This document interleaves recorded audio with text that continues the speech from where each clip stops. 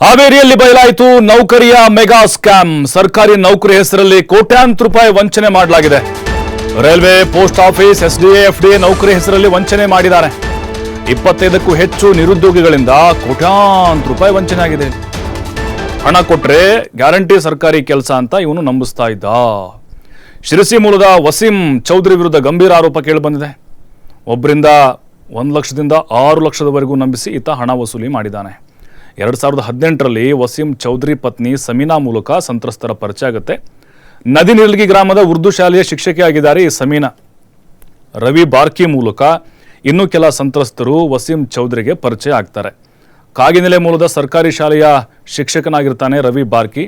ರಾಜಕಾರಣಿ ಅಧಿಕಾರಿಗಳ ಪರಿಚಯ ಇದೆ ಅಂತ ಹೇಳಿ ನಂಬಿಸಿ ಈಗ ಟೋಪಿ ಹಾಕಿದ್ದಾನೆ. ಸುಮಾರು 1 ಕೋಟಿಗೂ ಹೆಚ್ಚು ಹಣನ ಸಂತ್ರಸ್ತರು ಕೊಟ್ಟಿದ್ದಾರೆ.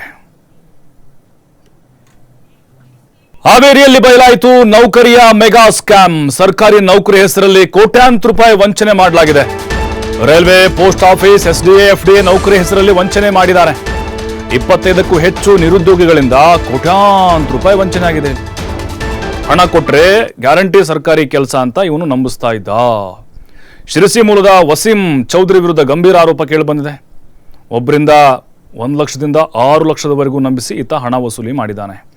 2018ರಲ್ಲಿ ವಸೀಂ ಚೌಧರಿ ಪತ್ನಿ ಸಮೀನಾ ಮೂಲಕ ಸಂತ್ರಸ್ತರ ಪರಿಚಯ ಆಗುತ್ತೆ. ನದಿ ನಿರ್ಲಗಿ ಗ್ರಾಮದ ಉರ್ದು ಶಾಲೆಯ ಶಿಕ್ಷಕಿಯಾಗಿದ್ದಾರೆ ಈ ಸಮೀನಾ. ರವಿ ಬಾರ್ಕಿ ಮೂಲಕ ಇನ್ನೂ ಕೆಲ ಸಂತ್ರಸ್ತರು ವಸೀಂ ಚೌಧರಿಗೆ ಪರಿಚಯ ಆಗ್ತಾರೆ. ಕಾಗಿನೆಲೆ ಮೂಲದ ಸರ್ಕಾರಿ ಶಾಲೆಯ ಶಿಕ್ಷಕನಾಗಿರ್ತಾನೆ ರವಿ ಬಾರ್ಕಿ. ರಾಜಕಾರಣಿ ಅಧಿಕಾರಿಗಳ ಪರಿಚಯ ಇದೆ ಅಂತ ಹೇಳಿ ನಂಬಿಸಿ ಈಗ ಟೋಪಿ ಹಾಕಿದ್ದಾನೆ. ಸುಮಾರು 1 ಕೋಟಿಗೂ ಹೆಚ್ಚು ಹಣನ ಸಂತ್ರಸ್ತರು ಕೊಟ್ಟಿದ್ದಾರೆ.